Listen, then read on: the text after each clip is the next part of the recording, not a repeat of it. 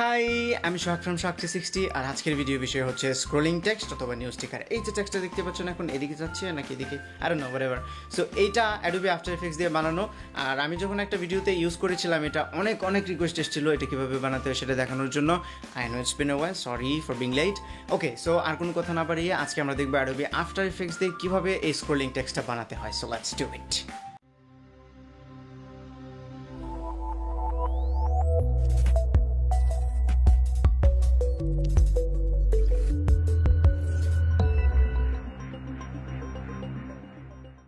আপনারা আমার নিউজ স্টিকারটা যদি খেয়াল করে থাকেন তাহলে সেখানে কিছু আইকন আমি ইউজ করেছিলাম, লাইকের পাশে লাইকের বাটন, তারপরে সাবস্ক্রাইবের পাশে সাবস্ক্রাইবের বাটন, এই আইকনগুলো। তো এগুলো ডাউনলোড লিঙ্কটা আমি ভিডিও ডিসক্রিপশনে দিয়ে দেবো। সাথে একটা ফটোশপের প্রজেক্ট ফাইল, পিএইচডি ফাইল দেবো। সেটা হচ্ছে শেপ লেয়ার, মানে আমাদের নিউজ স্টিকারটা টেক্সটটা যেখানে স্ক্রোল হবে সেখানে একটা শেপ লেয়ার আছে, সেটা আমি ক্রিয়েট করেছি ফটোশপে। যেহেতু আজকে আফটার এফেক্টসের টিউটোরিয়াল সেহেতু আমি ফটোশপে এটা ক্রিয়েট করে দেখাচ্ছি না, আপনাদেরকে প্রজেক্ট ফাইলটা দিয়ে দিচ্ছি, ডাউনলোড করে আপনারা ইউজ করবেন। এখন প্রথমে আপনারা আফটার এফেক্টস ওপেন করবেন। ওপেন করার পরে কম্পোজিশন থেকে নিউ কম্পোজিশন, এখান থেকে 1920x1080 এটার নাম দেবো হচ্ছে আমরা নিউজ স্টিকার। আর এটা ডিউরেশনটা হবে 30 সেকেন্ড, 30 সেকেন্ডের একটা নিউজ স্টিকার হবে। তারপরে প্রেস ওকে। এখন এই যে এখান থেকে যে ফাইলগুলো আছে সবগুলো আমরা মার্ক করে ইম্পোর্ট করব, এখানে আপনারা ডাউনলোড করে নেবেন। ওখানে আমি আবারও বলছি ডাউনলোড লিঙ্কটা ভিডিও ডিসক্রিপশনে আছে। এখান থেকে সেই প্লেয়ারটা আমরা টাইমলাইনে নিয়ে আসবো। আনার পরে এখানে দেখতে পাচ্ছেন সেই প্লেয়ার পিএইচডি আছে, এখানে সেই প্লেয়ারটা দেখাচ্ছে। আমি আবারও বলছি সেই প্লেয়ারের ডাউনলোড লিঙ্কটা ভিডিও ডিসক্রিপশনে দেওয়া আছে। অনেকে আবার কমেন্ট করবে ভাই এটা কোত্থেকে পাইছেন। ওকে, প্লিজ ডাউনলোড লিঙ্কটা ভিডিও ডিসক্রিপশনে দেওয়া আছে, সেখান থেকে ডাউনলোড করে নেবেন এই জিনিসটা। ওকে, ডাউনলোড করার পরে আমরা এখানে প্রথমে লোগোটা, সোহাগ 360 যে লেখাটা ছিল, আপনার লোগো হয়তো বা আপনার নাম থাকবে, সেটা লেখার জন্য টেক্সট ফাইল থেকে আমরা লিখবো সোহাগ 360। এরপরে দিই নেই। ওকে, এখন এই যে 360টা এটাকে শুধু আমরা রেড করে দেবো, বাকিটা হোয়াইট থাকবে। এবার এটাকে জায়গা মতো বসাবো। এখানে আমরা এটাকে স্কেল করে আরেকটু বড় করে নিই।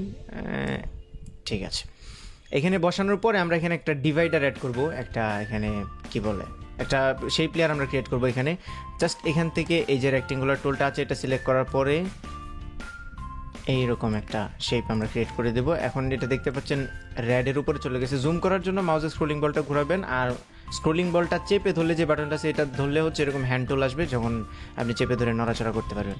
ওকে, সেই প্লেয়ারটাকে আমরা একদম নিচে নিয়ে যাব, একটু নিচে নিয়ে যাব যাতে এটা রেডের উপরে চলে না যায়, ওভারল্যাপ যেন না হয়।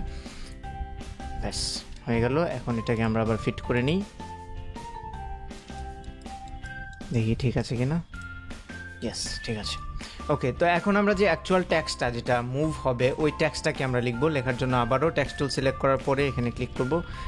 আমি পুরোটা লিখবো না, আমি একবারই লিখবো শুধুমাত্র লাইক দিস ভিডিও,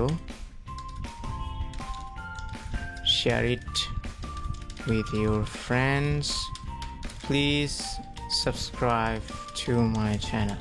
এটা আপনারা চাইলে বাংলায়ও লিখতে পারেন, যেভাবে চান সেভাবেই লিখতে পারবেন। তারপরে এটাকে হোয়াইট করে দেবো, কালারটা হোয়াইট করার পরে কিছুই দেখা যাচ্ছে না, আমরা এটাকে টেনে এখানে নিয়ে আসি তাহলে দেখা যাবে। ওকে, তো প্রথমে আমরা ওই যে বাটনগুলো আছে সেগুলো অ্যাড করব। সেগুলো অ্যাড করার জন্য প্রথমে ফেসবুকের আইকনটা, যেহেতু লাইক বাটন এটা না, এটাকে আমরা নিয়ে আসবো টেনে এখানে টাইমলাইনের মধ্যে। আমরা এটা ক্লোজ করে দিই। ওকে, এখন এটাকে আমরা সাইজটাকে একটু ছোট করে নেব। শিফটে প্রেস করে ধরে এইভাবে টানবেন, তাহলে দেখবেন যে চারপাশে সমানভাবে ছোট বড় হবে। যদি শিফটে না প্রেস করেন তাহলে উল্টাপাল্টাভাবে ছোট হবে। ওকে, তারপরে হচ্ছে শেয়ার। ওকে, শেয়ারের মাঝখানে আমরা একটু স্পেস নিয়ে নিই ওই আইকনটার জন্য। ব্যাস, এখন এই যে শেয়ারের আইকনটা এটাকে আমরা আবার টেনে নিয়ে যাবো এখানে। তারপরে এটা অনেক বড়, এটাকে আমরা ছোট করে দেবো। জাস্ট এখানে ক্লিক করে সিম্পলি এরকম জুম করে জায়গা মতো বসাই। ব্যাস, তারপরে share it with your friends, then হচ্ছে সাবস্ক্রাইব। আচ্ছা, আমরা এটা সবগুলোকে একসাথে মার্ক করে তারপরে নড়াবো, আর নইলে আবার উল্টাপাল্টা হয়ে যাবে। সবগুলোকে মার্ক করে নড়ালাম। এখন আমরা জাস্ট এটার পাশে প্লিজ সাবস্ক্রাইবের পাশে একটু স্পেস দেব। তারপরে ইউটিউবের যে আইকনটা আছে এটাকে আমরা এনে সিম্পলি এখানে বসাই দেব। এটাকে আবার শিফটে প্রেস করে ধরে কিন্তু আমি টানছি, তারপরে ছোট হয়ে যাবে। ছোট হয়ে গেলে বসাই দেবো, এবং একদম লাস্টে আমরা আবারও সবগুলোকে মার্ক করে টানি। একদম লাস্টে আমি একটা স্মাইলি দিয়েছি, এই যে স্মাইলিটা, এটাকে জাস্ট ক্লিক করে ড্র্যাগ করে এখানে নিয়ে আসবেন। ওরে বাবা, এটা তো বিশাল বড়। জাস্ট এটাকে ছোট করে দিয়ে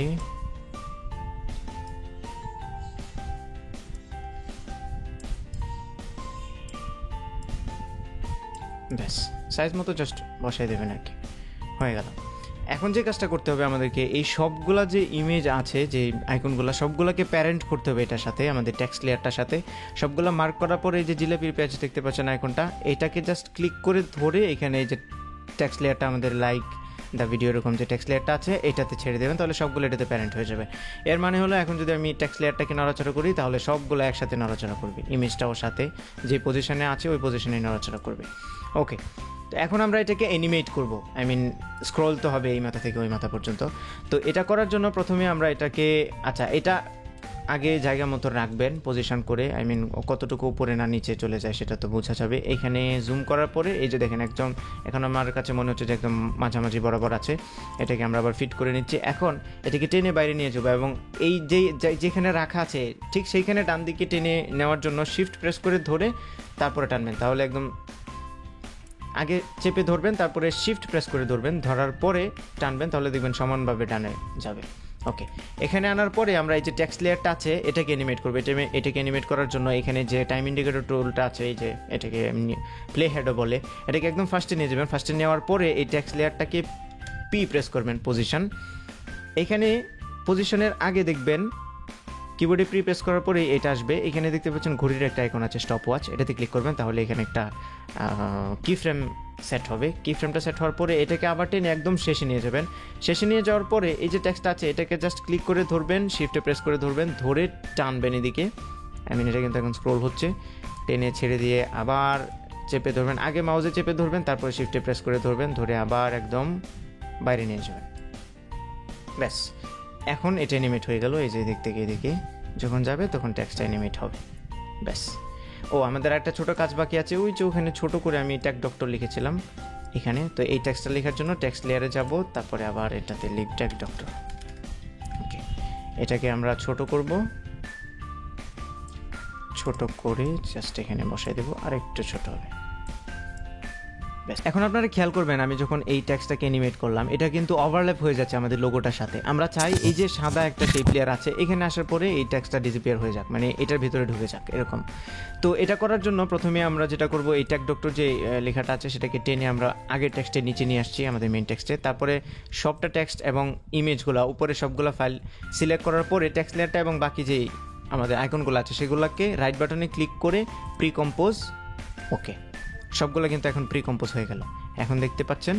হ্যাঁ ঠিক আছে, এখন আমরা আরেকটা শেপ লেয়ার ক্রিয়েট করব। সেটা করার জন্য একটু জুম করব, জুম করার পরে আপনারা খেয়াল করবেন এখানে যেন নিচে যেন কোনো লেয়ার সিলেক্ট করা না থাকে, জাস্ট বাইরে ক্লিক করে খালি জায়গায় ক্লিক করবেন। ক্লিক করার পরে এই যে রেক্টেঙ্গুলার টুলটা আছে, রেক্টেঙ্গল টুল, এটা সিলেক্ট করার পরে আমরা এখানে একটা শেপ লেয়ার ক্রিয়েট করব এবং এটা একদম সাদার মাথা পর্যন্ত আসবে। এই যে সাদার টেক্সট লেয়ারটা নিচের আছে সেটার একদম শেষ পর্যন্ত আসবে এবং এই দুইটা উপর নিচ দুইটা লেয়ারেরই একটু একটু করে ওভারল্যাপ হবে এবং এরকম বাইরে চলে যাবে। ওকে, এতটুকু পর্যন্ত ক্রিয়েট করবেন যেন টেক্সটটা এদিকে ঢোকার পরে, আই মিন এইটা হচ্ছে এখন একটা বাক্স, একটা অদৃশ্য বাক্স থাকবে যেটার ভিতরে এই টেক্সটটা ঢুকে যাবে। ওকে, তো তারপরে যেটা করব আমরা, এই শেপ লেয়ারটা তো এখানে থাকলো, এই যে প্রিকম্প আছে প্রিকম্পের মধ্যে এখানে আসার পরে এখানে ট্র্যাকমেট দেখতে পাচ্ছেন, ট্র্যাকমেট এই অপশনটা যদি না থাকে তাহলে নিচে টগল সুইচেস অথবা মোডস এখানে ক্লিক করবেন। এরকম যদি আপনাদের থাকে তাহলে নিচে এই টগল সুইচেসে ক্লিক করবেন, ক্লিক করার পরে এই অপশনগুলো আসবে। এখান থেকে ট্র্যাকমেট থেকে এটাতে ক্লিক করে alpha inverted matte to shape layer 2 এটা করে দেবেন। করার পরে দেখবেন উপরে শেপ লেয়ারটা যেটা আছে সেটা ডিসঅ্যাপিয়ার হয়ে যাবে এবং ম্যাজিক্যালি আমাদের যে টেক্সটটা আছে সেটা এখন এইটার ভিতরে এসে ঢুকে যাবে, এই যে সাদাটা দেখতে পাচ্ছেন এখানে। অর্থাৎ এই আগে যে শেপ লেয়ারটা এটা যত দূর পর্যন্ত আসে সেখানে এসে ডিসঅ্যাপিয়ার হবে। এটাকে যদি আমি আরও টেনে লম্বা করে দিই আপনাদেরকে জাস্ট বোঝানোর জন্য, এটাকে টেনে যদি আমি লম্বা করে এখানে দিই তাহলে দেখবেন টেক্সটটা এখানে এসে ডিসঅ্যাপিয়ার হয়ে যাবে, এই যে দেখতে পাচ্ছেন। তো এটাকে জাস্ট আমরা টেনে এই সাদা পর্যন্ত এনে রাখছি যেন বোঝা যায় যে এই সাদা টেক্সট লেয়ারটার, সাদা যে আমাদের শেপ লেয়ারটা আছে এটার ভিতরে ঢুকতেছে, এই যে দেখেন। ওকে, তো হয়ে গেল আমাদের মেইন যে স্ক্রোলিং ইফেক্টটা। ব্যাস, এখন আমি আমারটাই যেটা কাজ করেছিলাম, আমি আরেকটু কাজ করেছিলাম, সেটা হচ্ছে আমাদের এই যে লোগোটা আছে সোহাগ 360, এটা একটু ঢেউ খাচ্ছিল। আই মিন পতাকায় বাতাস লাগলে যেরকম ঢেউ হয় বা পানিতে, ওরকম একটা ঢেউ হয়েছিল। সেটা করার জন্য ইফেক্টস অ্যান্ড প্রিসেটসে যাবেন, ইফেক্টস থেকে টার্বুলেন্স ডিসপ্লেস নামে একটা আছে, TURB লিখলে পরে আসবে এই যে টার্বুলেন্স ডিসপ্লেস। এটাকে জাস্ট ক্লিক করে ধরে সোহাগ 360 কই এই যে এই টেক্সট লেয়ারটার উপরে এনে ছেড়ে দেবেন, তাহলে এটার উপরে ইফেক্টটা হবে। এখন এই অ্যামাউন্টটাকে কমিয়ে আমরা 8 করে দেব, তারপরে সাইজটা যেটা আছে এটা 100ই থাকবে। তো প্রথমে আমরা প্লে হেডটাকে একদম শুরুতে নিয়ে আসবো। শুরুতে নিয়ে আসার পরে এই যে অফসেট দেখতে পাচ্ছেন, অফসেটের মধ্যে বাম পাশে যে কি ফ্রেমের আইকনটা আছে স্টপ ওয়াচের, এটাতে ক্লিক করব। ক্লিক করার পরে একদম শেষে যাব। শেষে যাওয়ার পরে এখানে ভ্যালুটা দেবো হচ্ছে 5000, 5 1 2 3 5000। ব্যাস, এখন যদি আমরা দেখি যে এটা এরকম একটা শেকি ইফেক্ট হবে, টার্বুলেন্স। ওকে, আবার ফিট করে দিই। এখন আমরা এটাকে যদি র্যাম প্রিভিউ করি,